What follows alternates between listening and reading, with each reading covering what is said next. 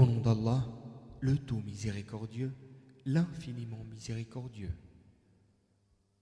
La Direction générale de la promotion de la vertu et de la prévention du vice du Royaume d'Arabie Saoudite a le plaisir de vous offrir cet enregistrement qui a pour titre le mont Hira.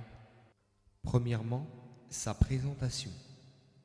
Il se situe à 4 km au nord-est de la mosquée sacrée de la Mecque, sur la route qui mène à la ville de Taïf, la route des Saïl. Il est haut de 280 mètres relativement au sol. Son sommet ressemble à une bosse de dromadaire. Sa superficie est de 5 km². Du côté de la Qibla, il y a une fente de laquelle on aperçoit la mosquée sacrée. La grotte a une longueur de 3 mètres. Deuxièmement, ce qu'il est réellement.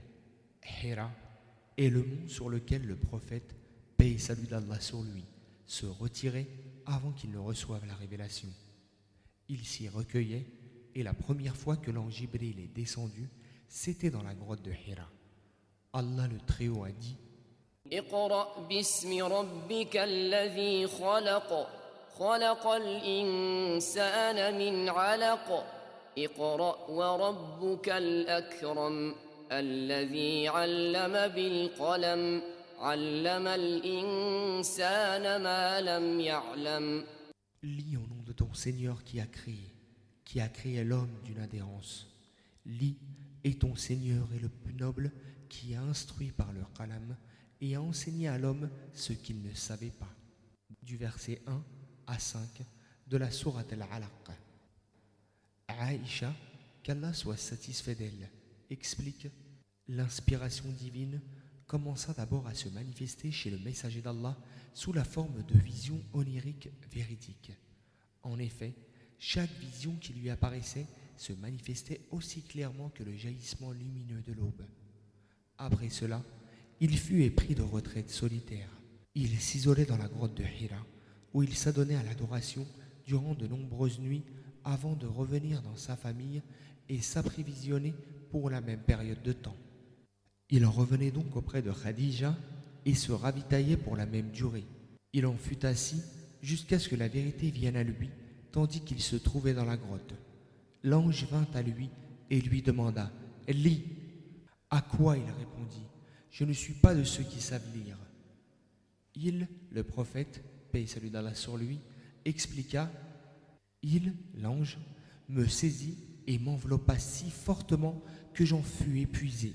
Puis, il me relâcha et dit: « Lis !» Je répondis: « Je ne suis pas de ceux qui savent lire. » Il me saisit et m'enveloppa une deuxième fois jusqu'à ce que je fus épuisé. Puis il me libéra et dit: « Lis !» À quoi je répondis: « Je ne suis pas de ceux qui savent lire. » Il me saisit encore et m'enveloppa une troisième fois, puis me relâcha et dit: « اقرأ باسم ربك الذي خلق خلق الإنسان من علق اقرأ وربك الأكرم. Lis au nom de ton Seigneur qui a créé l'homme d'une adhérence. Lis, et ton Seigneur est le plus noble. Versets 1, 2 et 3 de la sourate Al-Alaq.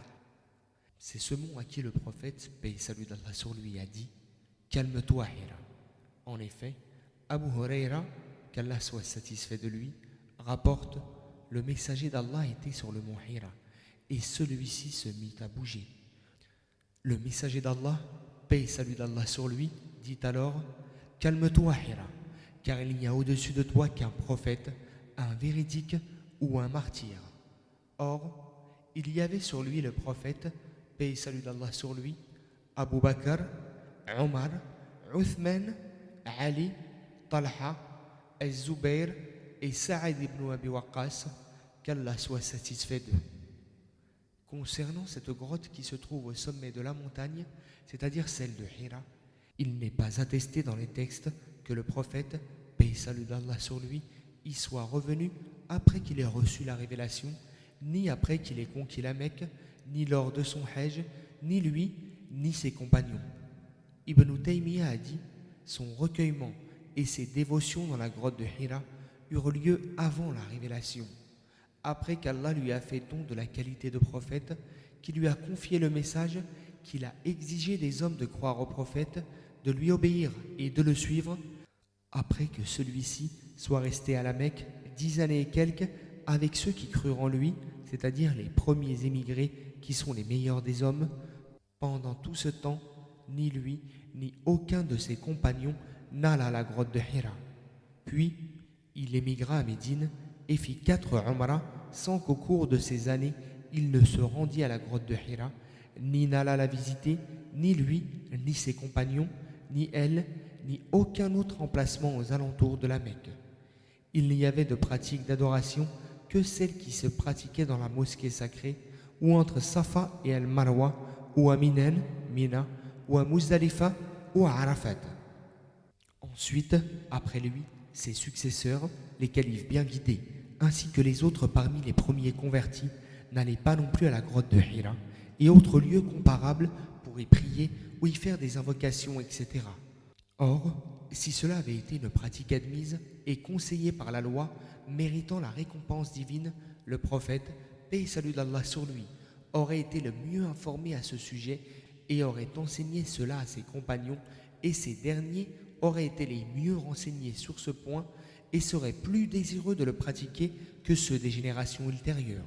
Dès lors qu'ils n'accordaient aucune attention à ces choses, on comprend que ce sont des innovations qui n'existaient pas de leur temps, qu'ils ne considéraient pas comme des pratiques d'adoration, de dévotion et d'obéissance. Ainsi, celui qui les adopte en tant qu'adoration, dévotion et obéissance a certainement suivi une voie différente de la leur et a, par ce fait, introduit dans la religion un élément qui lui est étranger sans l'assentiment divin. Troisièmement, les innovations et infractions commises par certains pèlerins au-dessus de ce mont. Certains pèlerins se rendent fautifs de certaines innovations et transgressions au-dessus du mont Hira parce qu'ils croient que ce mont est saint et qu'il a des vertus particulières. Or, il a été démontré précédemment que cela est faux. Aussi, afin de mettre en garde le pèlerin pour qu'il ne tombe pas dans ces innovations et ces infractions, nous citons ci-après quelques-unes d'entre elles. Vouer à Allah une adoration consistant à le visiter et l'escalader en croyant qu'il est sacré et qu'il possède des qualités spéciales. Insister pour faire des invocations particulièrement à cet endroit et lever les mains en se dirigeant dans sa direction. Y prier, écrire dessus, tourner autour, comme on fait autour de la Kaaba, rechercher la bénédiction, la baraka, à travers les arbres et les pierres qui s'y trouvent et y accrocher des morceaux de tissu. Déposer des messages écrits sur des bouts de papier, des touffes de cheveux, des pièces de monnaie, des photos ou des chiffons dans les fentes des rochers en raison de diverses croyances, comme croire que par cet acte, on s'assure de revenir une prochaine fois, que de cette façon, telle ou telle personne fera le hajj, ou que tel malade sera guéri, ou que par ce moyen, la femme qui n'a pas eu d'enfant tombe enceinte, et autres innovations, infractions et superstitions non approuvées par Allah. Et que la louange soit au Seigneur des mondes, et que la prière et le salut soient sur notre prophète Mohammed, sur sa famille, ses compagnons et ses successeurs de bonne foi.